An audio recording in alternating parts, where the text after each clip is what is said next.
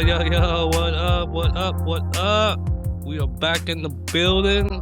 It's Kim Sporan, and I got my main dude, Flavius. I almost forgot your name, bro. What's up, man? Hey, not a whole lotta. Little rocky start, but we are here and everything is loud and clear. What are you, a rapper now, bro? I'm turning into one, I think so. You're rubbing off on me, see? Yeah. Yeah, yeah, man. We're gonna see this dude Well, creep up on the. We're gonna I see think him it can creep up on work. the stage, Oh, yeah. on this with his walker and all that. There you go. I'm senior and it's linear. I think it would work. There's a market Yeah, for that stuff. yeah, man. Don't hate on Yeah, the baby boomers. You're a baby boomer, right? No? I think so. Yeah, I was 58, so that was still baby boomer stuff. Yeah. Well, speaking of booming, man, we got a booming show coming up here today. We're gonna be talking about independent living skills, bro. Oh, yeah. But before we proceed, though, man, don't forget it's kims4n@gmail.com. If you got comments, whether it be positive, negative, in between. Don't forget that we are now, at least we hope, by this episode on all platforms. So subscribe, give us 5 stars, share it. Your email address, bro? You want them to write you, or you just want them to show up at your front door with chocolates and roses and stuff? Well, that would be nice, but if you need an email so I can have the door unlocked, it's Bradford, Bradford .trainham, Trainham @gmail.com. So Yes, let us sir. know. Yes, sir. So we got a guest today. She is an independent living skills teacher. She'll be coming Wow. up. That's a mouthful, though. I mean, I like know. that'll be coming up soon. And speaking of independence, bro, so what's your thoughts about this idea of independence? Because when you're blind or when you have any disability, and in my humble opinion, I don't care if you're blind or not. If you're just disabled, period. You know what I'm saying? They just think Yeah. you aren't independent. Yeah. First and foremost, or whatever the case may be. What's your definition? Well, see, therein lies the rub because if you get people talking about independence, you will hear so many different permutations of what independence is and what it is not. I think all they can agree on for sure is that they're not talking about the United States holiday on July 4th, and they're not talking about the town in Missouri where Mark Twain was born. But I think generally when we talk about independence, we mean being able to, I guess, direct, manage our own lives, our own routines, making sure our clothes are okay, our houses are kept up well, that we've got something to eat, that it's something you would want to eat. So in the context of blindness, independence can get pretty pervasive of a concept, and people really get into it sometimes. I remember, I don't know, I think it was like a decade ago.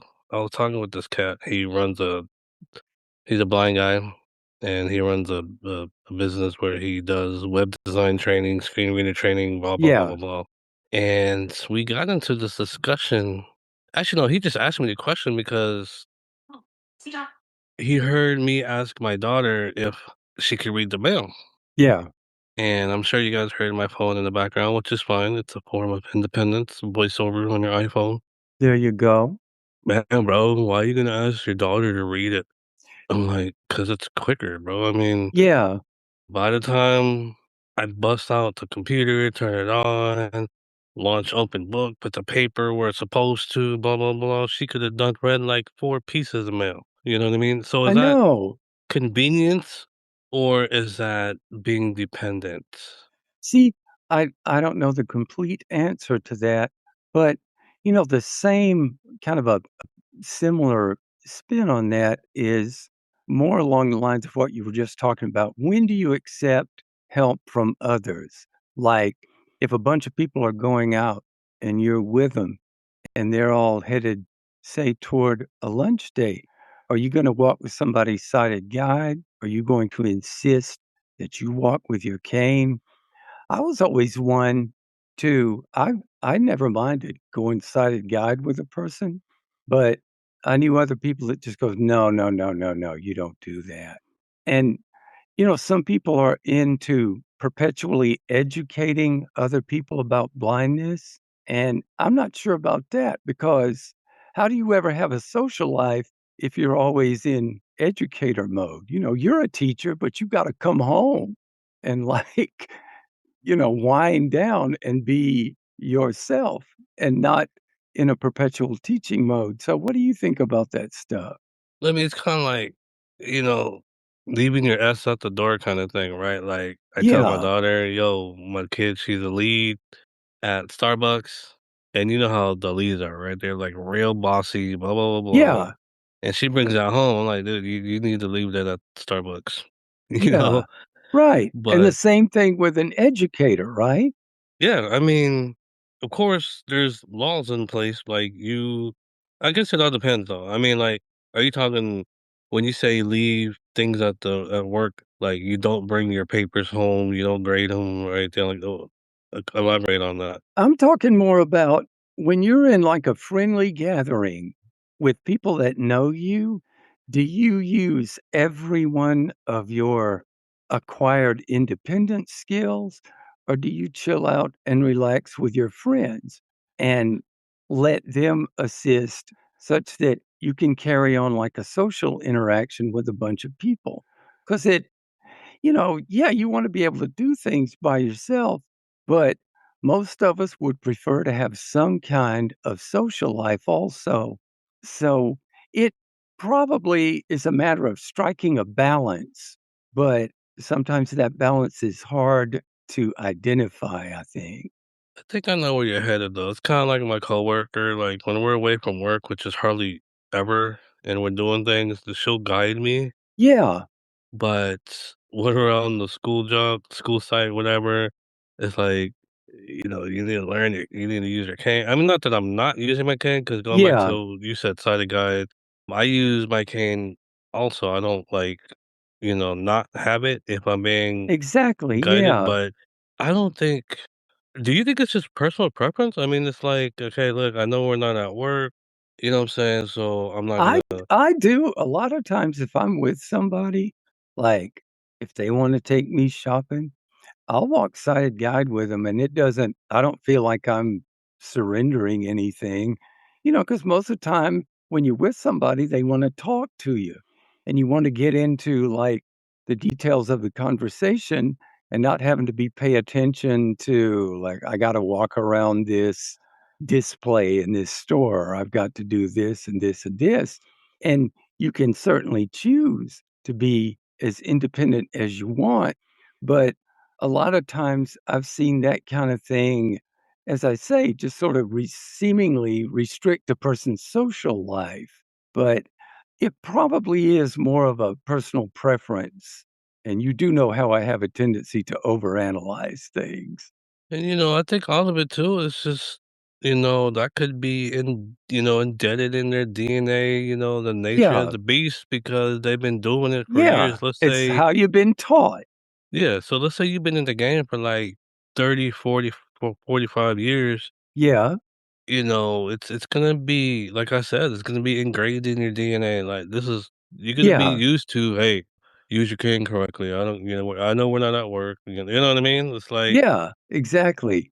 But so like you said, though, it's just gonna to me, it's like there's that delicate balance, but for me, I wouldn't say anything, like, if we're away from work or school. I mean, well, let me choose my words carefully.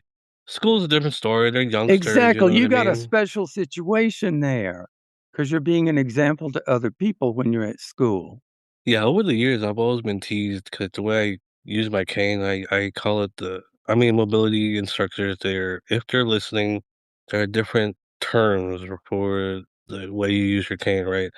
I just sweep the thing back and forth like it looks like there's window wipers on the floor. You know what I mean? Yeah, I don't do that two touch type thing, but that could hurt me in the end, which it has, like, I'll sweep left to right and boom, here goes the pool, Yeah, but yeah.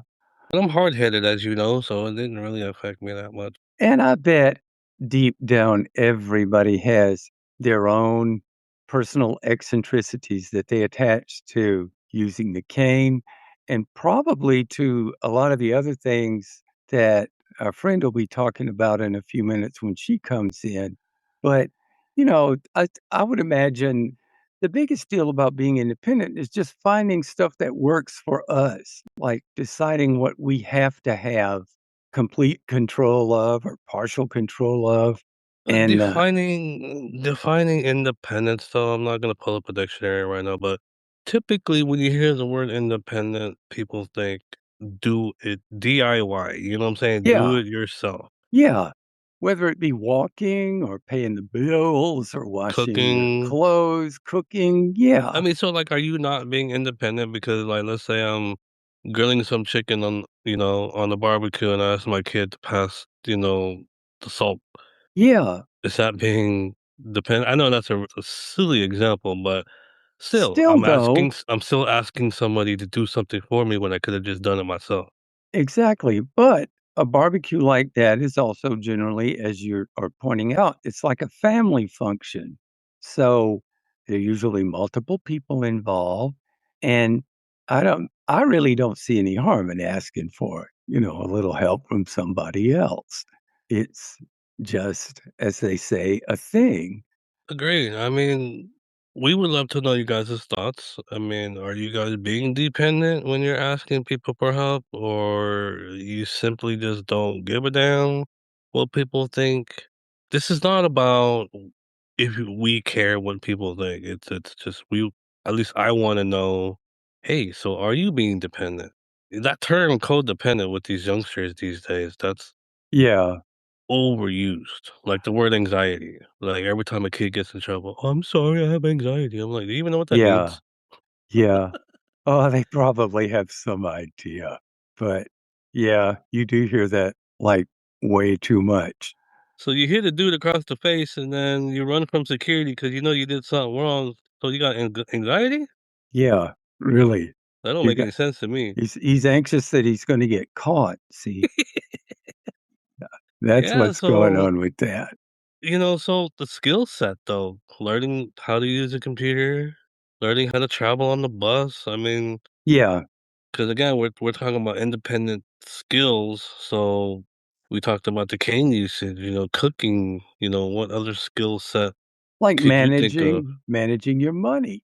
Yeah, I Well, mean, you assuming could I got any, I need to manage it. exactly. Nowadays, though, man, in 2026, everyone just uses credit card or debit cards, and how many Yeah. people carry cash these days? I don't think it's much.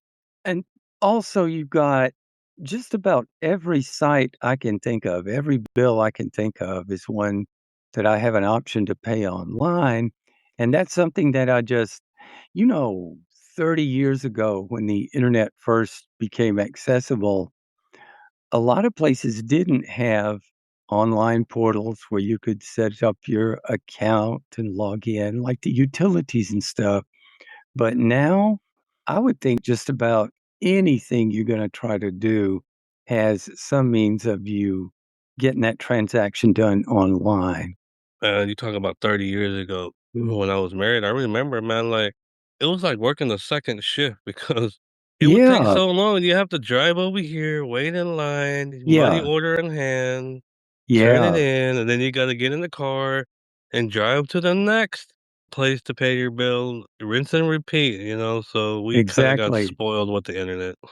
Yeah, yeah. But for us, it's a wonderful thing. It's actually very empowering Yeah, 'cause, could you catch the bus? You can meet folks on there. And the yeah, bus systems, I don't know how it is in Austin, but, like, where you're at here in Eastern Washington, it's probably all over the place, but back in my day, like, mid-2000s, yeah, the bus driver would be like, "We're on reach approaching Jafar Avenue." yeah, Now it's like some computerized voice, like, announcing. I'm like, "Dude, we really went from the Flintstones to the Jetsons in, like, yeah, very 20 years." quickly. I know. And now, they have different apps that can interface with like a bus route. I do not tend to use a lot of them, but they do exist for Do people. you have the app called One Bus Away, I think it's called? No, I've heard about it, and you know how I am about stuff. It always takes months for between me hearing about it and me doing something about it. I'm a slow grower. Here we don't have it, but it seems like in the bigger cities they have it. That would be really cool though. I mean, to instead of, "Hey, when's the bus coming, do you think?" I don't Yeah, know. yeah, but things are to a point now where it's a lot easier to do things like that. Plan routes, you wanna go out with somebody to a restaurant, you get to the restaurant, you can check out the menu beforehand, and Yeah, this is using your device, like, whether it be Android, iPhone, you can hop on these apps like the Uber Eats or even go to the restaurant website itself. Like for yeah, example, I think it was my birthday this year. My daughter was asking me which place I wanted to go. So she mentioned a place called Sterling's. I don't get paid to mention them, so don't worry about it. Have you heard you have a Sterling's over there in Austin? I've heard of Sterling's, I've never been to one. So I'm like, we have only been there once. So she sent me the menu and I was able to read it with JAWS for Windows or even my Yeah, iPhone. Even if I was there at the restaurant. I mean, I think we touched on this when we had Mike on the podcast. The meta glasses. You can use the meta glasses yeah, to help you read the menu. So, yeah, I mean, independence. It's independent, and it feels great to not be able to be able to read the menu like in public. Because some people have this. I'm too embarrassed to ask because we're in public. Now you can do it yourself. You don't have to be embarrassed unless you're gonna be embarrassed using the glasses in public. You know. yeah, but it is a pretty seamless experience to take a pair of Meta glasses, and it probably does help to familiarize yourself with the menu before you get to the place, but I have done that 2 or 3 times, and it's not something that makes you stand out or makes you feel like, "Oh my god, everybody in the world is watching me just trying to decide which hamburger I want," or whatever, but it's a lot more advanced than all this stuff used to be. Definitely, definitely have fell into a different, you know, atmosphere, so to And speak. Like, the same is true, like, for banking, you know, used to I had to get people to help, like, when my children were small, and this is 30, 40-ish years ago, but we would have to get someone to come over, like, once or twice a month and help us with all the bills and all the pediatrician notes and prescriptions and appointments and this and that and the other thing. And now so much of that you can do online. You can manage with the Notes app on your device. I think we were talking about that on another show in another context. But notes are our friends because you can put any kind of thing you need to know in a little folder, and there it is on your phone.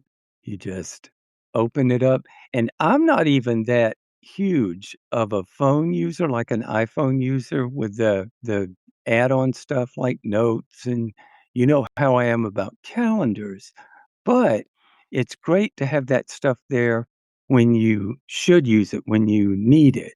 I'm gonna come at you from this angle. I heard this from a coworker at my day job. Yeah, We're not, how do I say this? Like, we're not looking down upon these adaptive equipment, but again, just what if? Like, for example, what if the electricity goes out? You can't read that. You can't listen to that book. So that's why it's good to know Braille. yeah. So it's good to know the fundamentals. It is, and it's good to have, the information that you're gonna need, like life level stuff. It's good to always have access to that some kind of way. But, like, here in Texas, their electric grid is not a part of the national grid, And sometimes when bad weather hits Texas, we've been without electricity for like 2 and 3 days, and you don't have internet, but you learn to get one of these little battery-operated generator gizmos or a battery pack so that you can open up your whatever, your iDevice, whatever it is you keep your important notes on, and it's it's definitely a step back from what you used to, but it does still work. Yeah, so, like, again, skills, guys, being independent, knowing how to cook, knowing how to identify your laundry, managing your bills. What else is there, bro, that I'm missing, Well, if anything? our friend, when she was on, she mentioned research, being able to do independent research. And I had never thought about that for like academic person, but using the internet to do your own research, like if you're in a academic or a scholastic situation and you got a project that requires research, it's great to be able to use the web and do your own research and But come again, to your own conclusion. that comes back to the fundamentals. You gotta know how to use your computer. You Yeah, gotta know how to use your phone. yeah, I mean, and yeah, you that's could be lazy like me. Hey, Siri, da da da da da da. to a point, yeah, but there will come that day, because it's happened to me too, and, you characterize yourself as lazy, but I've seen you t get stuff done, and you probably know a lot more about that stuff than I do, but every once in a while, I have to hit the phone or the iPad and get I rolling and find something. I've always been a computer guy. Like I told people, I only got phones because I have kids. Yeah, If I never had kids, I probably wouldn't have a phone, yeah, like a mobile phone. I would have a house phone. yeah. Man, how many people use those now? Do you Man, have a house I phone, don't bro? even know. No, I don't. I haven't had a house phone in, I bet you 10 years. I've got this one iPhone. That's my number. That's how you get in touch with me, and that is it. And I think that is true regardless of blind, sighted, whatever. I don't think there are many house phones anymore. Yeah, that's funny when these companies try to oh, for every service you use, I go with Spectrum, okay? So Yeah, I've been dodging their house phone for years. yeah. Not because I don't want one, it's just like, "Oh, yeah, sir, if you add the phone since you have internet and cable, you'll save an additional $5." I'm like, "Your bill is still gonna be high, man." I You know? know. I know, and they're trying to get you to use something that you really might not have that much use for. Yeah, I mean, Mm. don't get it twisted, folks. There are people I'm not crapping on those who use a house phone. Like I got a buddy out in California. He has a iPhone SE, I believe, and he just uses it when he travels outside. I mean, which is only once a week, right? But no, every 2 weeks. And Yeah, when he's home, it just sits there. He's a computer guy, yeah, desktop, house phone. yeah. He has a headset that connects to the phone. I'm like, "You got a headset that connects to the phone, you might as well just use your iPhone, right?" I don't I should I ask him that. know, I should I ask him that now know. that I brought that up. I'm like, "Hey, bro, you got the headset plugged into your phone. Why Yeah, don't you why just not? use" Yeah, get some AirPods. You'll Yeah, be get some good to AirPods, use your go. iPhone. I don't get it. Yeah, you'll be good to go. So hmm. So when do you think you became, quote, "independent," sir? Well, it was a long multi-stage process, but a significant jump or jolt happened in 1997. This was about the time PCs were starting to be like in really wide use, like everybody had one. So I got a PC. At work, I got a PC. We got JAWS for Windows. I think it was up to like version 2.7, and Internet Explorer became accessible. And all this online stuff was opened up to me that I had never seen before, and I don't think I'm exaggerating at all to say that it was like a second growing up. And I was close to 40 years old, but 1997 was a big jump in independence where I started learning to do things, manage my own bills, this, that, and the other thing, because finally I could. I would like to say, because we got like 9 or 8 minutes before our guest comes on. In short, I do things when I have to. So, Yeah, like, and that's not like a convenience thing. What I mean is, like, I moved out. I mentioned this in a prior podcast. I moved out when I was 19, like 2 months yeah, after I graduated. So, mommy wasn't there, brother wasn't there, dad wasn't, nobody, no family, no help, right? So, yeah, I had to learn how to cook or remember how to cook that I learned from the blind spot. I yeah, had to figure out methods on managing money. This was way before, as you can yeah, attest to, with the changes with your situation over the decades compared to yeah. mine. We didn't have bill readers and all that. So I had to do that old school. Exactly, yeah. Now we went through all that, yeah. You get a wallet with a bunch of different compartments, and you can keep your 5s and your 10s, and if you're lucky enough to have 20s and 1s, you put them all into different place, and you keep it that way, you keep them sorted. Yeah, as I got older, I just started giving my ones away. Like, Yes, goes, "Here, take this. I got no room in my wallet for these ones." Yeah. yeah, my brain cells ain't up to par for me to kinda remember. I'm like, "Well, you just gave me a 1, bro." I'm like, "Oh, oops. Let me get the next one. Oh, that's another one. Uh, Dang it, how many ones do I got in here?" I You know, know? really. Yeah, I know. And I heard a guy on the podcast one time, he's like, "I hate carrying change."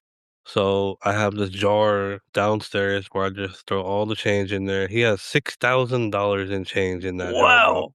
Man. Now, I used to do that when the kids were small.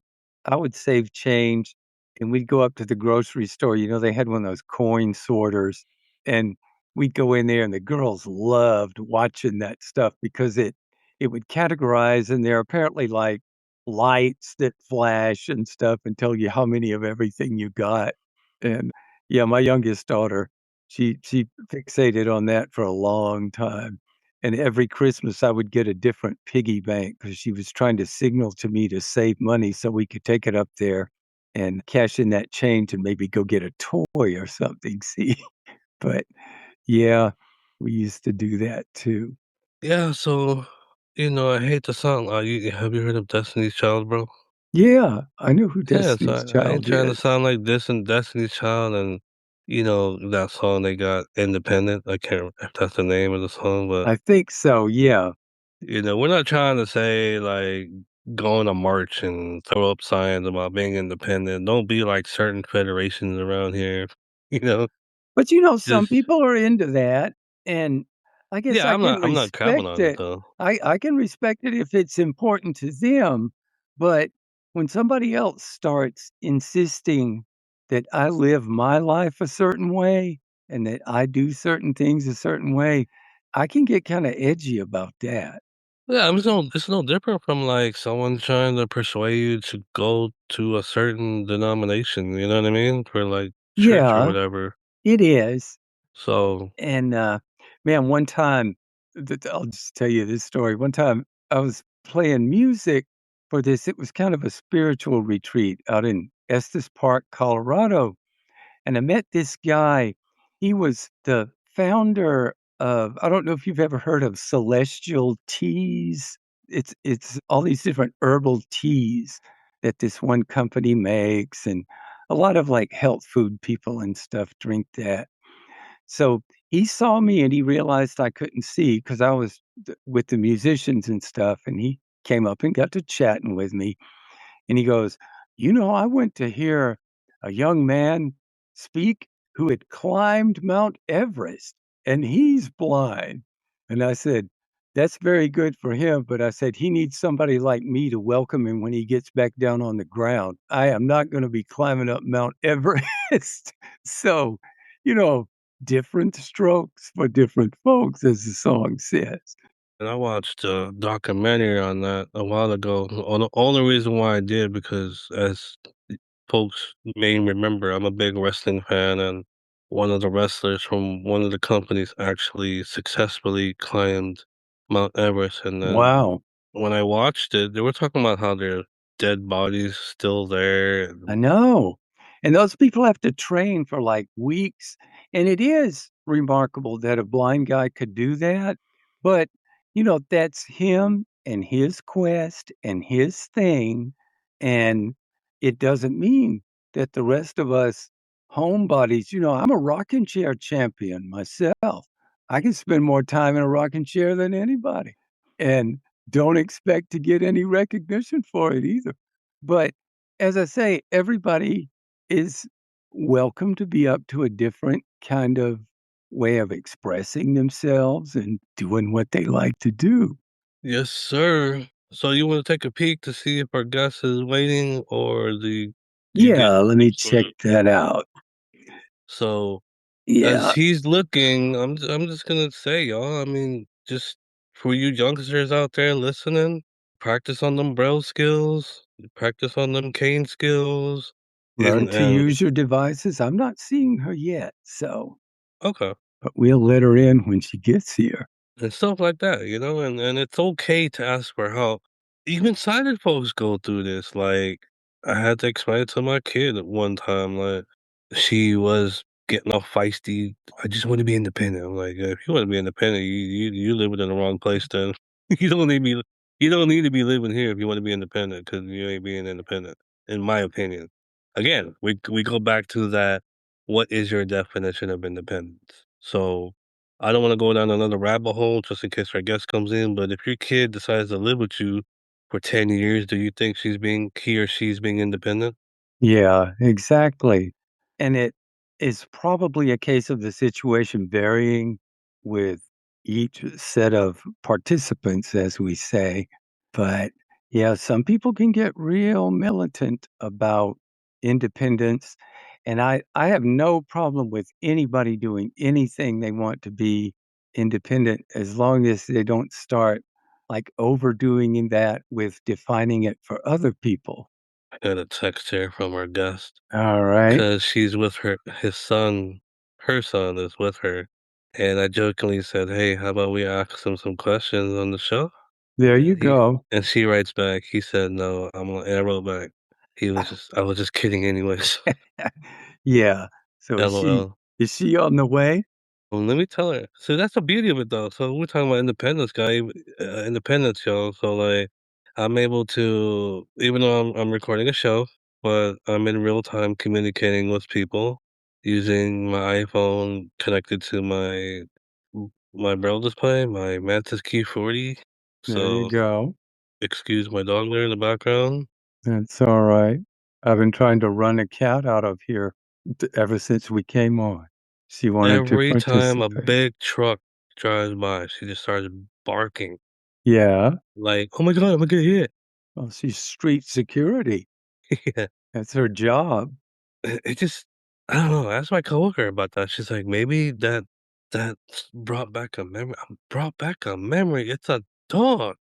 Yeah.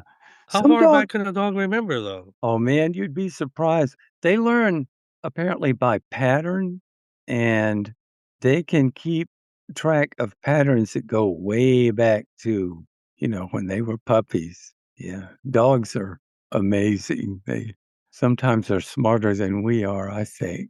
So, let me see what's up here, All right. okay, so she said she's clicking on the link, she should be on her way, All right. and we will be having our next guest here in a few moments. Very good. And Brad will welcome her Flavius will welcome her with open arms, I will. I'll let her in. and I'll just probably throw tomatoes at her or something. I'm sure she'll appreciate that. Yeah, so well, now I know what you mean about moving forward with your microphone, you just boost really loud. I think I just did that right now. That's all right. That's another thing too, guys, as we're waiting for the guests, the quality, we will it will fluctuate. We'll have our good days and bad days, so just work with us. She in yet? She here? Here she is. Hi, Sheila. How's everybody? Yeah, we're Doing good. well. We're good. How are you doing, Sheila? Good. So We all had technical difficulties though because he and I were having issues getting connected because we've been recording since 5. Well, we were supposed to be, but we didn't uh-oh. start till like 5:12, 5:18. Mhm. Yeah. So it's I'm more telling you fun. though, I'm just telling you, Sheila, us old folk, man, and technology, we just do not click. Oh, I No, know. no, no. We move at our own slow gear. Yeah, I But need my teenager to help me out with it. yeah, I would but have my kid help me too, but she's always working. Mm. so we've been talking a lot about independence, like the definition of independence. So Sheila, when you hear that word in reference to those of us who don't see, what does it mean to you? It means the freedom to make your own choices and advocate for yourself There you in go. all aspects of life, whether it's daily living skills or your financial independence, your housing, your transportation decisions, to be as independent as possible. You're not having to rely on someone else. Yeah, we talked about that, during the way up to, interview time with you. So we touched on side of guide. I mean, would you think that's quote unquote being dependent? No, I mean, I use it myself from time to time, but as a preferred method of travel, I don't. But I like having the decision to do that myself instead of somebody making it for me. Yeah, Exactly, it's that like the freedom. option. Yeah, Mhm. I mean, like, I had a dial-a-ride driver once that was taking me by the arm and walking me around the bus, and I'm like, "I don't need you to do this." He's like, "I'm trying to help you." And I said, "And I'm trying to tell you, I don't need your help."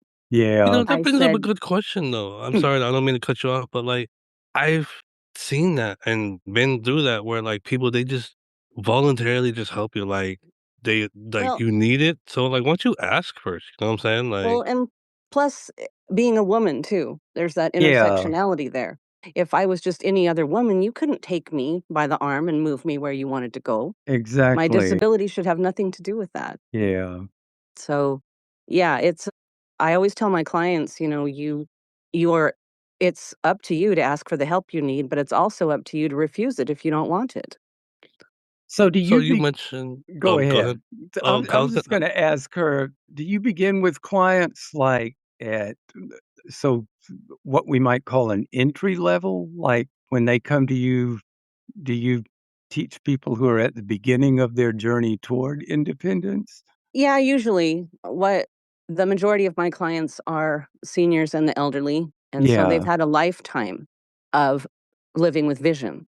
Yeah. And so this is new to them and new for them. And I if you have grown up your entire life not advocating for yourself, you're not automatically gonna know how to do that, especially not with a disability. Yeah. And a lot of these people are old school where they've treated people's disabilities as illnesses, and that's just not true. Right. That's all the only difference between me and everybody else in the world, major difference, is that my eyes don't work the way they should. Yeah. That's just it. So I don't really I mean, I it's completely subjective. I always tell them it's a voluntary program, not a mandatory one, but if you need my help, just tell me where your problems are and together we'll work on what would be a better solution to those. And Yeah. obviously I can't give you your vision back and I'm not a doctor and I can't give you permission to drive, but hey, what else can we do? Exactly. It turns out we can do a lot uh, Mhm. for so what ourselves. is your I don't want to say job title. So you're an independent living skills teacher, correct? Yes, and I have a contract with the Washington State Department of Services for the Blind to provide services under their independent living program. And that is the program for people age 55 and older or people under that age who aren't part of the vocational program and not going back to work or getting retrained for things. So they might be newly blind, they might be stay-at-home parents. They're just not in the market for a job at the moment. So I try to I help as many clients as I can that fall into that category, and the goal of the program is to keep people as independent as possible during and after a vision loss, so they don't have to move to nursing homes or more restrictive environments. Yeah. I didn't mention this, Brad, but Sheila actually, I can't remember what year it was she made, but she actually came over to my house, like, and put bump dots all over my oven. So Yeah. because of her, I was able to cook. Yeah, it Very was right good. after Isabel was just a toddler. Yeah, yeah, yeah. Yeah, she had Yeah. one of those dancing Care Bears. Sheila and I, folks, we go way back. Like, even when we used to attend the same church, she would joke with me like, "Hey, man, I used to change your kids' dirty diapers, okay? So show me some respect." That's I right. did. Well, Good. we met what? We met at CBC in 1990. CBC is Columbia Basin College, guys, Yeah, a junior yeah. college here. Good. And Yeah. yeah, we've been tolerating each other ever since. Yeah, But, and he's been tolerating my kids. good. But, you mentioned, like, making ovens and stoves and microwaves and such accessible. Mhm, And that's been kind of an evolving process. I got a lot of that, wow, like 50 years ago when I was about 18. We went through a little evaluation and they mhm, they taught us how to make an omelet. And mhm. so from there, began my cooking journey. And I am a stubborn about cooking. I cook very simple things that don't require a lot of imagination, but it's by choice. I'm just not a big foodie, Yeah. but that doesn't mean there are, like, chef level blind people out there who Oh, cook. yeah. I love to cook. Yeah, Um, and but I came from my mother was legally blind just like I am. And yeah, so she taught me a lot of stuff. I grew up watching her do things and doing things the way she did. And then when I went to the Washington State School for the Blind, independent skill living skills were part of our curriculum when we weren't at school. yeah, So we had to cook their certain meals and we had to be responsible for cleaning and laundry. What was your experience like? I think off the record, I told you that my co-host went to the blind school, but that was like back in the 70s or something like that. 60s. 60s? Yeah, yeah, Well, see, my I'm mom went there s in the 50s. yeah, and see, I'm from Alabama, and Alabama is a very poor state. Mhm. And the experience I had at the School for the Blind in the 1960s was very different, I think, from what people experience today, and Mhm. not necessarily in a good way. They didn't teach us very much about any sort of independent living skills. I didn't start getting that till I was a teenager, Mhm. but it has evolved, I think. Just the whole awareness of the need to teach people has evolved since the '70s. Yeah, when I went to the blind school, I only went for a year and a half. I was there the second half of the '86 school year and all of the '86, '87 school year. Yeah, And so I was very aggravated because I went from a public middle school, and when I went to the blind school, and I'm not saying the Washington State curriculum is like this anymore. This is how it was when I was there. The 11th graders were working out of the same book that I was working in at my 8th grade middle school. yeah, And they had me going all the way back to doing reading comprehension. Well, when I was in 1st grade, I was reading at a 12th grade level. yeah, So I was not being challenged, and that paved the way for me to get into a heck of a lot of trouble, yeah, which I I did. I hear you. And so also it was children are free to go to that school from the age of 4 to the age of 21. And a lot of their parents just kind of sent them there. And they graduated out into the world. I wouldn't say graduated. They did it. They gave them diplomas, but basically they aged out. And they grew Yeah, into these people who are almost completely illiterate and incapable of doing anything, yeah. short of folding boxes at the lighthouse. I saw a lot of that when I went back, like, a couple of years for college prep in Alabama. A lot of the people that I'd gone to school with in the '60s were sadly in a similar position to what you're describing. And, circling back to what you do, a lot of it was because they had not been taught, for instance, money management. People would get Mhm. on SSI and they'd go down to the record store and spend it all on that, or they Yep, would go to a connection and spend it on something else that they, exactly. so there was Yeah. no guidance with that. No, I mean, and I saw kids with a lot of potential that were, 2, 3, 4 years older than me, and now here we all are in our 50s, and they're just did nothing Absolutely Yeah. nothing with the exception of getting hooked on drugs. Don't Yeah. rush me. Don't rush me, Sheila. I'm still in my 40s. No, you're definitely one of the exceptions, but I was just talking about a friend that I had at the blind school got in touch with me on Facebook last week, and he was telling me how he was majorly hooked on LSD and lived up in the Wow. mountains and stuff like that, and I'm like, "That's too Yeah. bad. That's really too bad because you had so much going for you." So if you And don't mind, I mean, because where you're at now, could you explain your journey? I mean, were you an independent I always forget, it's such a long title. The independent skills teacher forever, or were you doing something before this? This is my 26th year doing independent living. I When I came back from the blind school, I went to public high school, Pasco High, and after a year and a quarter, I dropped out because I was not getting the help I needed. Everything I needed, I had to fight twice as hard for. Oh, we're having a pop quiz. Oops, we didn't get yours enlarged. By the time I got mine enlarged, got back up there, they were doing something else. I mean, I had to fight just to get a 2.9 GPA. And so I wanted to drop out and get my GED and go to the Columbia Basin College, as we already mentioned before. And my mother had to fight the school district to let me out because if they admitted they failed a blind girl, they would lose funding. And so she almost had to take them to court, but she didn't have to. I wound up getting my GED a month before I would have graduated high school. And I started going to CBC. Then I got married and had a kid. Then I went back to Columbia Basin College and got a degree in human services. Then I went to Washington State University, the local branch campus here since I was already married, and I got a degree in psychology.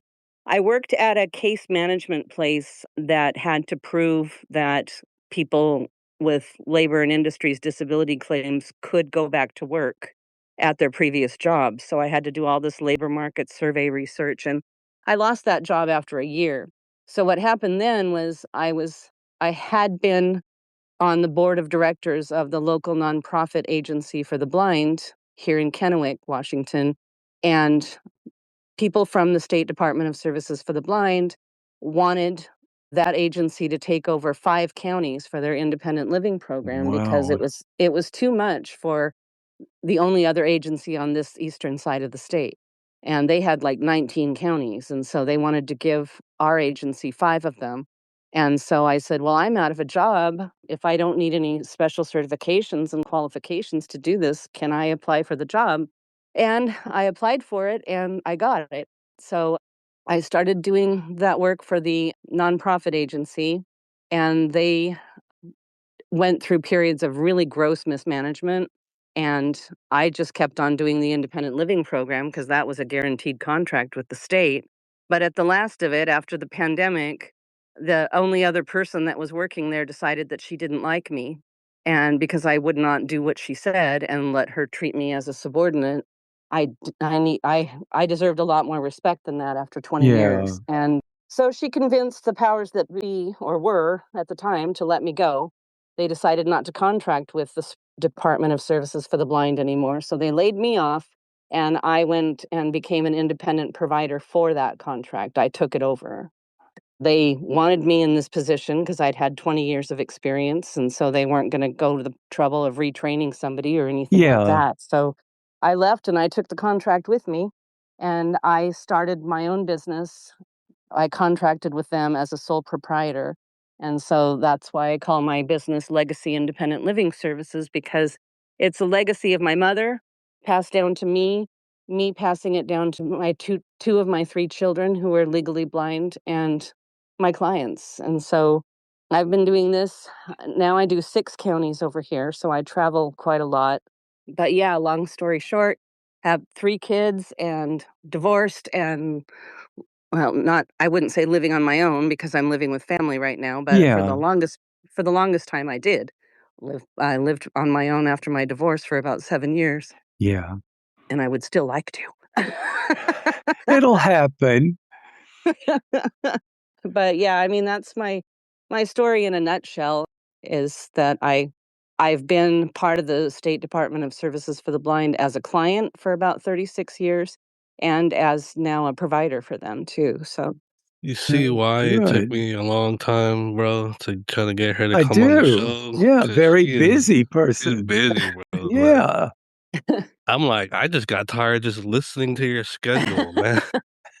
Yeah, a quarter of a century boiled down to 5 minutes. No, that's alright, but you end up doing within that the area that you service, so you end up doing quite a bit of travel, right? Like, because 'cause you're Yes. meeting with the people in their residences and stuff. Yes, that's why I like the independent living program because it's not clinical. Yeah, Nobody has to come to an office. A lot of what I do is counseling. And so people feel much more comfortable in their own living environment, being able to talk openly. I feel they benefit from it more in that type of setting. I mean, they're yeah, older, they're elderly. They don't need to be going to no doctor's appointment for any one more thing. yeah, So What kinda stuff do you do with your clients? What do you teach them? well, a lot of it is just finding the right magnifiers for them. Could be something simple as a little tiny magnifying glass just to help read prescriptions and things like that, or a great big reading machine like the CCTV monitors where you set the book underneath them and and train them on how to use those. I get them signed up for the Talking Book Library for Dial-A-Ride. If they're veterans and are interested, I help them get involved with the VA. If they want to get on the NFB Newsline, if they want to go to the Hadley School, I help provide yeah, those resources and information for them. I help them with cell phone apps. I help them with putting marks on their appliances so they can find the right buttons and things, show them ways to sort their medications, their clothing, make sure that they have lighting in accessible places so it's actually serving a purpose for them, task lighting and things like that. yeah, If they're I help them get large print things like dark lined paper, calendars, address books, puzzle books. It starts with an intake because it's case management based and you develop a service plan with the clients. So I do an intake and an assessment, just ask them what areas of life they're having problems in. And sometimes, like I said before, if they haven't cooked all their lives, they're not going to want to start doing it when they're blind and 83. yeah, They're gonna, but if they do miss it and they want to do it, then I try to help them learn how to do it in a way that can be done by blind people. Everybody's different, and so we work on these goals together until they feel that they've gotten as much as they can out of the program, and then I'll close their cases. They can reopen at any time. yeah, But a lot of it is just they don't know what to ask until they talk to somebody. right. They don't know So, what do answers they they have to want. be a part of the rehab agency to get connected with you? So, like, could someone like myself get connected with you or Brad, you know what I mean? Or do Yeah, you have no, people can get referred to me anyway by word of mouth, their doctors, their own self. If they have my phone number, just call me. Yeah, Yeah, I mean, the DSB process is more formal and can take a while because they're short on people at the intake agency. I think they've only got two intake coordinators for the whole state, one on the east side and one on the west. So a lot of my referrals come from doctors, aging and long-term care agencies, family members or friends. I go out and I do outreach presentations. So I tell them in a group setting about the program and how it can benefit them. I've gotten about uh, I'm like 8 referrals behind right now. wow. Yeah, in the past week from the last 2 presentations I did. So Yeah, it's feast or famine, it's like with 6 counties, like sometimes I'm in Yakima, which is about 80 miles away from here, yeah. 2 days a week. Sometimes I'm in Walla Walla, which is 60 miles away from here, 2 days a week. So it all depends. But as long as they keep coming, it's fine with me. Exactly, yeah, but you're certainly extending a much needed service to them. I guess a lot of your clients are probably what we would reckon as low vision, and they probably had, like, 0 familiarity with, like, the the things you do when you're blind, when they first come to you, right? Because Yeah. Yeah, but if they have hereditary condition like mine yeah, or like macular degeneration, a lot of that is prevalent in yeah, families and that's true. they'll say my mother toward the last, she couldn't even see at all, or, "Oh, my dad had one of these machines," or something Yeah, like that. So yeah, they're of the school, like, "I never thought it would happen to me," kinda yeah, thing. but you have to start with some level of, like, familiarity or kind of ground that they understand and then take it from there, but Yeah, a lot of them, they're some of them are just like, "Oh my god, this is a fate worse than death," and it's like, yeah, "No, it really isn't. I gotta tell you, it might seem that way because it's a grieving process, and for that, I recommend grief counseling to a lot of my clients just yeah, because here you are 80 years old, and you don't know how much longer you're gonna go, and now you can't see, I yeah, mean, and it would or be shocking, yeah, and it's painful, and especially when you have loved ones that have been used to you being a certain way all your life. I found it a lot with husbands. Not so much anymore because, like I said, this is my 26th year, but yeah. back in the day, there were women whose husbands would literally get mad at them because they couldn't cook their food for them anymore. Oh my gosh. They didn't have the 3 hots and a cot and the iron Yeah, laundry folded and everything, and they resented their wives for the vision loss, and then the wives resented themselves because they felt they had nothing but being a housewife to fall back on. yeah, man. Um, Let's hope Earlier, things Sheila continue to change. Yep. e earlier, Sheila, you mentioned about you teach apps or whatnot. So have Mhm. you been in a situation where they ask you to do something and you just didn't know how to teach them? Do you refer them out to somebody or you figure it out and then you come back and teach them? What do you do? Usually, I figure it out and come back and teach them because I don't know a lot of people who aren't already doing their jobs that could take time out of their job to help my clients. They're not gonna get paid for it. They'd have to do it out of the goodness of their hearts, and so I try to learn the app on my own. VoiceOver, I hate. I can't stand it. I really don't like it, and a lot of my clients don't either because they can't, but I teach them how to use Zoom, I teach them how to use Be My Eyes. You know, I I go into their settings and I change a lot of things that make it easier for them to see. Like, as a person with low vision, I rely on every last little bit of vision that I have, and so Yeah, I put my phone on dark mode, I have my icons blown up, I have my speak screen button right there, nice and handy. I've got Siri, so I teach them how to use a lot of that stuff, yeah, when and a lot of them, they're in the they get phones that are too smart for them, and they don't want to do all the things that your phone can do.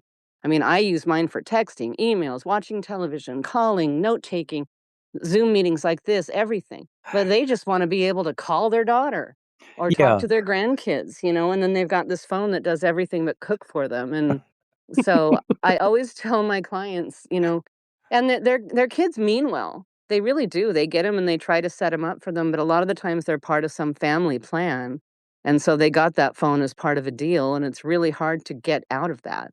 yeah, And I can't provide phones for people because they're tied to cell phone carriers. So, I have to go and tell them, "Go to the cell phone store and look at the phones and tell the providers there at the store, what it is that you wanna do."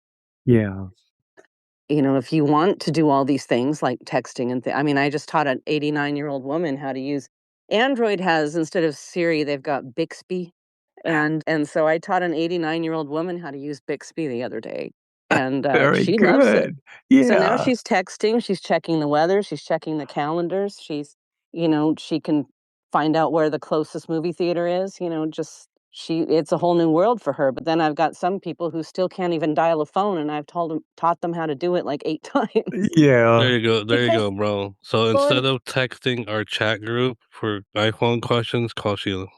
no. No, no, no, no, I But the can't do problem that to her. the problem is too is when you work with my age group of people, you also run into cognitive issues. I mean, a lot of my Yeah, clients have dementia or short-term memory loss. So if you teach something too advanced, they're not going to remember it by the time yeah, you get to the next appointment. So you've got to gauge what they're able to learn. I worked with a lady like that at that nonprofit agency. Like no matter what I taught her, like the next day she wouldn't remember. Mhm. Yeah, I it's think it's you like know who I'm talking about, but I I don't wanna say certainly her name. do. I know who you're talking about, but yeah, I've had countless clients like that, and then I'll come back like because I can't visit my clients every week. That's just I'm not an in-home teacher that comes to your house every day. Mainly it's probably about 2 or 3 visits tops that I can spend with these people to get the most out of what they need without having to go get special permission for more time. And so if I come back in 2 weeks and you can't even turn on your talking book player, obviously this is not the service for you. Yeah, this is not working right. Mm. Or They're not getting anything out of it, and neither am I. yeah, So is this something that, like, I know a lot of us, we don't, some of us do, some of us don't, right? But did you think you would be doing what you're doing now, or did it just Oh, hell happen? no. What did If you you initially wanted to do? when I when I graduated from high school, I wanted to be a foreign language interpreter, and I took French and German and Spanish, and that's really what I wanted to do, but, yeah, I wound up getting the guy I had a crush on, and got married, and had a kid, and realized I wasn't gonna do that. yeah, So those dreams were pretty much over for that, and so my goal was to go and that's why I went back to Columbia Basin College for my human services degree. I thought I could at least maybe start with counseling. And so I got that degree and then I applied for different jobs like social work agencies and places like that and never got one except for that labor industries management job I had. But and then here I am. I wound up working with blind people and no, God no, I did not want to have anything to do with that. There's like a yeah, and I probably, if I had a choice now, I probably still wouldn't, just because that really wasn't what I wanted yeah. to do. I mean, But and life I happens to us. yeah, Yeah, yeah, and and I had to make choices based on my family, logistics, I couldn't move out of state. I couldn't, so if you told me I was gonna live in Tri-Cities, Washington for the rest of my life, I would have told you where to go to, but, Well, just to, I'm glad it ended up, because if it didn't, I probably would have never reconnected with you at that nonprofit. Because you know where I used to go get technology services training from a fellow once coworker of yours back in the day. So mhm, the universe works in mysterious ways. So I'm kind of glad yeah. you ended up where you did. Because Well, my mom, the quintessential Christian, I mean, growing up, whenever I'd feel sorry for myself and bawl my head off, and when I was 8 and that last eye surgery ended up in failure, I just she said, "God has a plan for you. I don't know what it is, but he has it, and yeah, he'll make everything happen." And I don't know, I'm not as rock steady as she was, but I figure as long as I am helping you don't get into the kind of work I do for the financial rewards. You get into it for the emotional ones. And yeah, when people talk to me and they say, "Well, I don't know how you do it. I just don't know." It's like, you just do it. There are yeah, people far worse off than me that have struggles every day that are harder than mine are. And people say, "Why me? Why me? Why me?" What you should be saying is, "Why not you?" I mean, what makes you so special that you deserve everything that everybody else has? yeah. Um, I also tell my clients, nobody owes you a favor because you can't see. You can Good advice. there it's not pe- it's not people's job anymore to take care of you. There are no, there are no institutions, there are no you got to put on your big girl pants and get it done. Yeah, I hate to sound like a bitch, and a lot of my clients don't like to hear that, and they'll come at me with, "Well, that's easy for you to say, but you're not." I'm like, "Yeah, I am. I oh, know. believe I'm me, I'm man, blind. me I'm working in the blinder than you school. are." Yeah, Yeah, me working in the school, I find myself in that situation as well, but I have to be a little bit nicer, than your wording, Mhm. but well, it Yeah. it reminds me of something that happened to me one time. I used to I worked for IRS, and I used to manage this big online training contract, and I also had to make sure it was accessible to everyone who was coming in with JAWS, and this one kid got really huffy with me because his machine wasn't working, and he goes, "You don't understand. I Mm. can't see." And I said, "Buddy, I have been can't seeing since before you were on the Yeah, planet." And he got real exactly. quiet, and we got him fixed up, but, Mhm. yeah, you do run into Yeah. some attitudes sometimes. Yeah. I don't take a lot of crap from my clients. I don't let them It play that sounds like you card. don't have time. Yeah. Well, So I just and a lot of the men too. I mean, they come at me all resentful because first of all, it doesn't happen as much as it did, but they'll come at me with this whole whiny. And Kim Son is probably the only one of the few blind men I've met in my life that isn't a whiny little bitch. yeah, I'm saying, I mean, to put it frankly, I mean, he doesn't expect anybody to take care of him. And a lot of the male clients I'd had over the years had that attitude, and they're like, and then, well, you can't do this. I said, yeah, I can. If I can do it, you can do it. yeah, Not only am I blind, but I'm a woman. Oh there you no. go. So, So there's one piece that, we again, lots of different listeners will be listening. How do you travel with the well, job that you do? Mm. For the longest time, I had my father as my driver. He was employed by the nonprofit that I worked at, but then he worked for me for a while. But he's 88 years old now. So he told me last October that he just doesn't feel safe driving me longer distances anymore. So I've had other people who were employed by the nonprofit I worked for over the years. Two of them were former Dial-A-Ride drivers, and they retired and became drivers for me and lifelong Yeah, friends.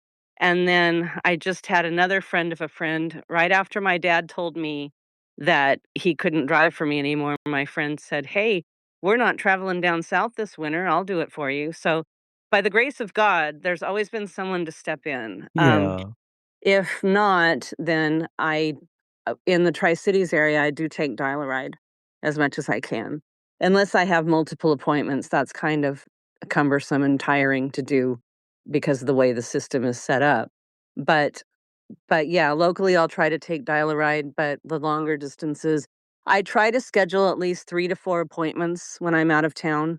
Next Thursday in Yakima, I'll be visiting 6 different people in the day. wow, Yeah, that's gonna be a long one, but so you get the money's worth out of your drivers.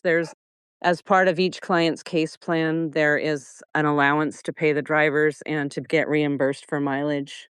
yeah, So a lot of Okay, so them, you don't pay them out of your own pocket then, right? No? I do it first, Oh, and okay. then I get reimbursed. Yeah, some of them won't take my dad never took any money.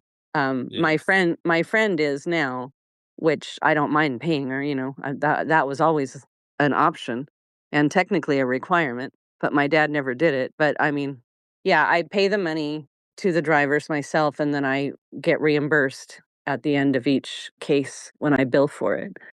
But Awesome, awesome. so Um, that's Earlier you and mentioned your business though, so is that something outside of what you're doing, or is that what's the business all about? my business, when you contract with a state entity, you have to have a name, because you're the provider. I mean, it could be Sheila Turner Independent Living Services. It could be, Ben and Jerry's ice cream. It could be yeah, anything.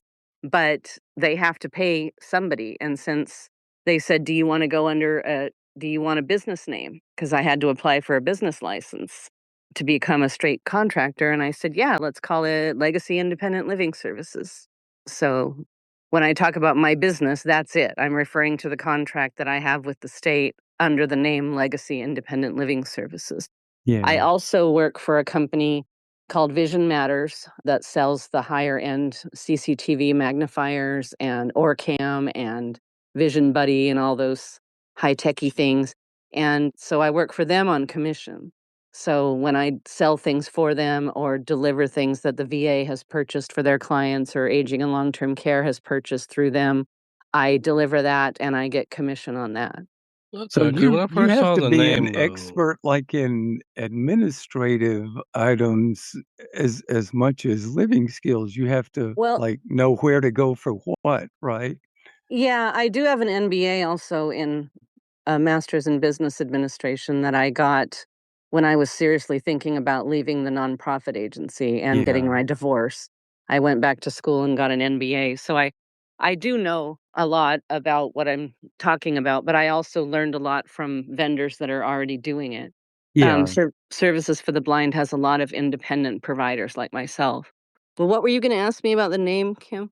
Oh, no, I was just gonna comment, like, that's why, when you posted on Facebook the name, I thought you were just trying to start up your own business and, like, go around the whole globe just being an independent person, teaching the whole world. So, that's why I asked. Yeah, but that reminds me. I don't know how many, if you get this or not either, but I'll be meeting with the client and they'll get a phone call and they'll answer it and they'll say, "Just a second, I'll be right back." And they'll say, "The lady from the blind is here." Like we're this traveling band of There you nomads go, going yeah. to rid the world of injustice. Yeah. We are the blind. It's like there are so many agencies representing the blind. It's just you can't just lump it all together. It just cracks me up. The lady from the blind. Yeah. Alms for the poor, give to the blind. It's us. Well, I've always been referred as the blind teacher, so for in the Yeah. 19 years I've been working there at the school. Mm, yeah. Well, that makes sense. That seems like something that that certainly the kids would say. Yeah, But Brad, I mean, we didn't mention this, but I taught 2 of her 3 kids. Very yeah, good. 2 of my 3 kids, I was born with prenatal cataracts, and my mother did not know what that was when she had it.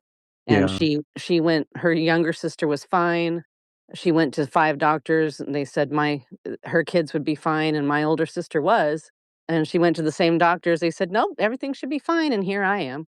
And so I knew that I could pass it on to my kids. Yeah. Um, but I chose to have life outside of my own and have a family.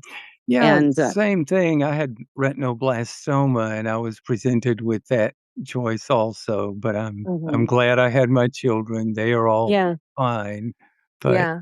But 2 of my kids, my oldest, he they performed a surgical technique on him when he was 3 to remove his cataracts, but they also put these little holes in on either side of his pupils called peripheral iridectomies, and they were supposed to help the fluid drain after the surgery.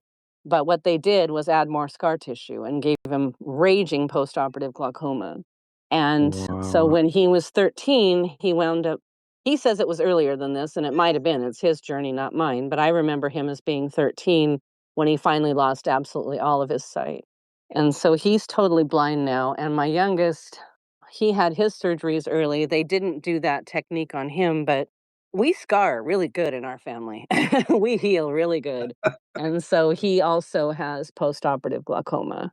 Yeah. So he's doing pretty well. He does have a tube shunt in one of his eyes, and he's on 3 different kinds of eye drops. But yeah, so Kim has worked with both of my boys over the years. Yeah.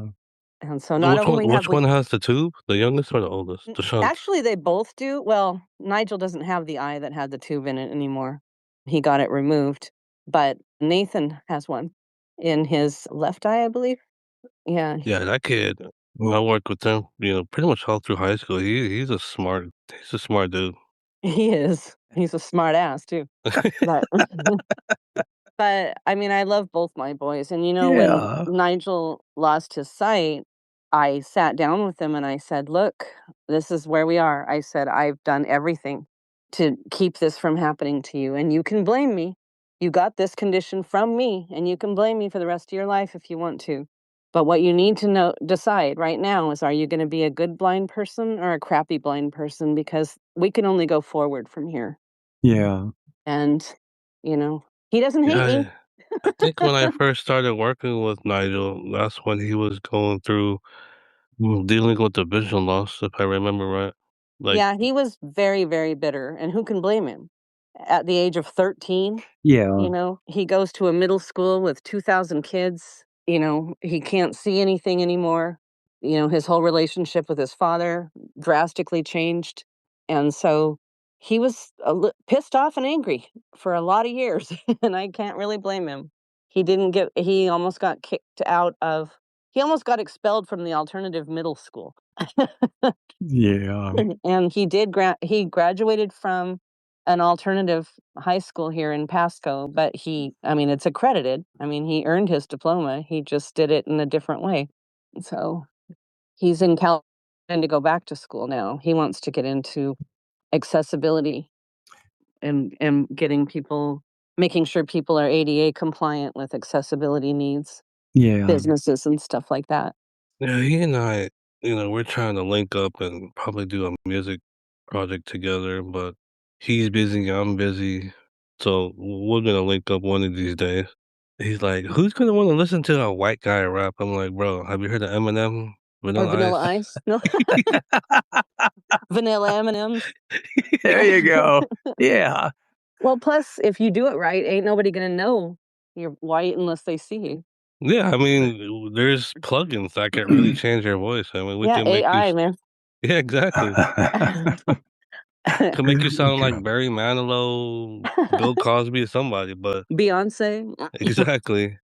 But yeah, so it's been awesome. I've been looking forward to this episode for a long time. I think I told you off the records, Blind Pursuit, that's what we're talking about. We're trying to interview everyone that has a story to tell, and yours is a great story. So do you have any words of wisdom, any advice for those youngins that are listening or people struggling with their vision loss, how they can move forward, get up and get theirs? Anything you Um, would like to pass on before we yeah, let you go? don't be swayed by the stigma of being blind. If you have to take advantage of services to help the blind, do it because the funding for these programs is being cut all the time and you deserve this. If nothing Yeah. else, you deserve it for every day you wake up and you're not the same as the other kids. You can do whatever you want. You don't have to work with blind people the way I did. I've seen people go far and far and far, way farther than I am, and you can. And don't ever stop advocating for yourself. Don't let people tell you you can't do it.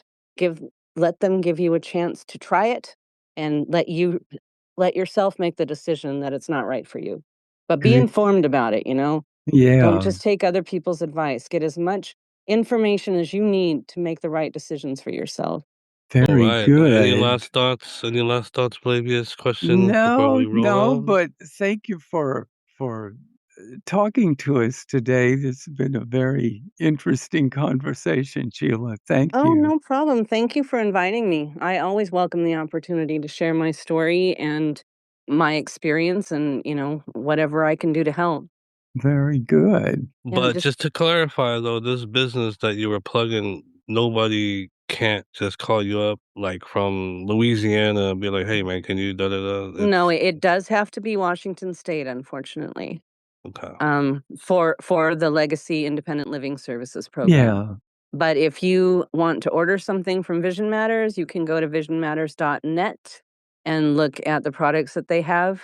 And, I might not be helping you because I work in Washington, Idaho, and Oregon, but somebody else can. So, yeah, either one of those.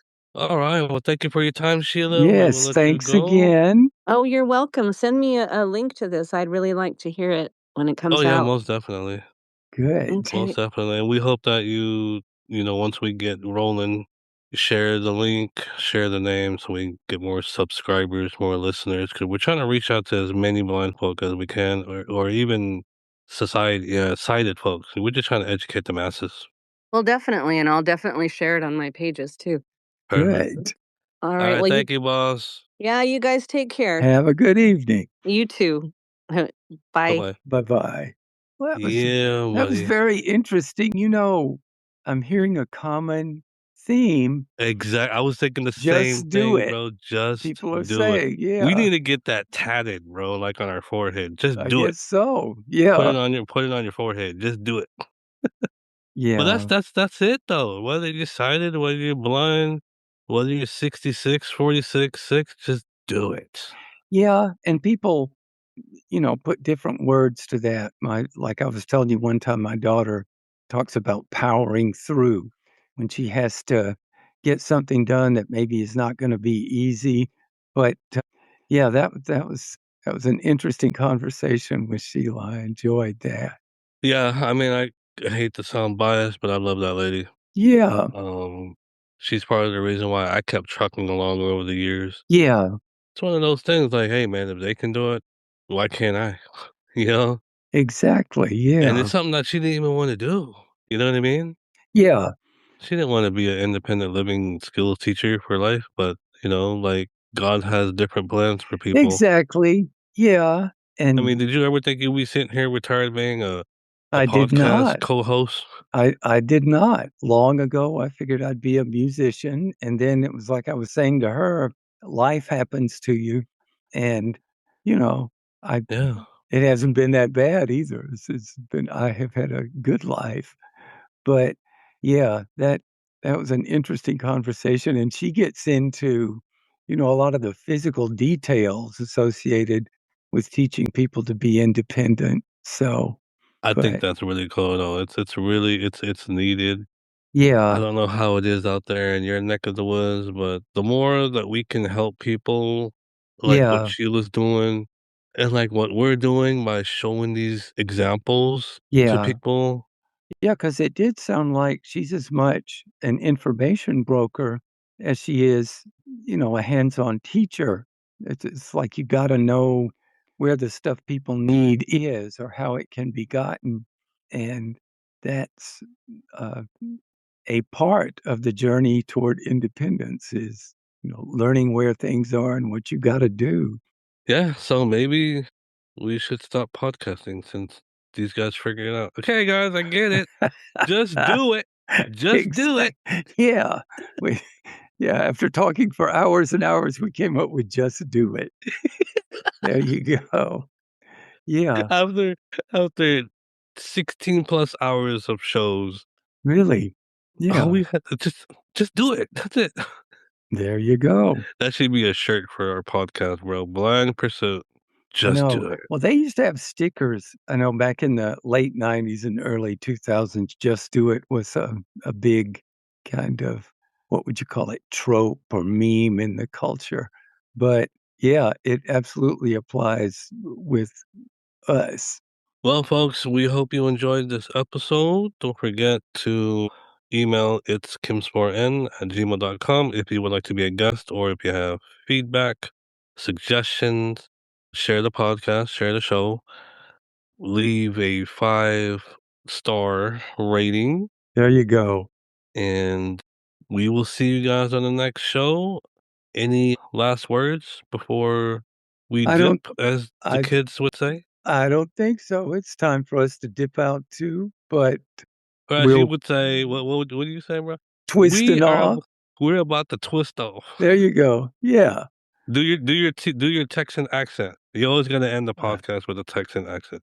oh, I do. I'm actually from Alabama now, but I've been here for a long time. So I tell you what, we're about to twist on off here.